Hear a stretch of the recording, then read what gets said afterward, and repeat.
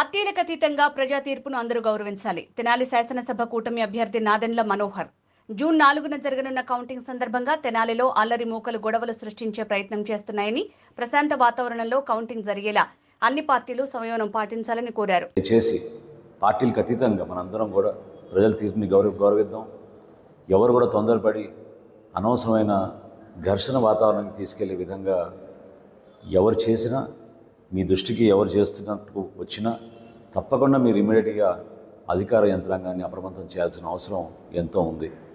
ఎందుకంటే తెనాల్లో మనకి ఎప్పుడూ గతంలో ఇటువంటి సంఘటనలు లేవు.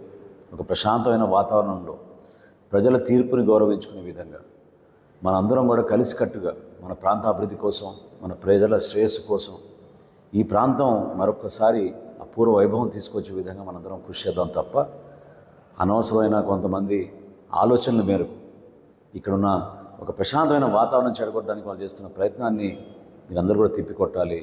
అది పౌరుడిగా మీకు ఆ బాధ్యత ఉంది. ఎన్నికల సందర్భంగా రేపు కౌంటింగ్ జరుగుతున్న పరిణామంలో ఆధారం చేసుకుని కొంతమంది అల్లరిముఖులు కొన్ని ప్రాంతాల్లో అలజడి సృష్టించడానికి ప్రయత్నం చేస్తున్నారని పోలీస్ వర్గాలు నా దృష్టికి తీసుకొచ్చాయి.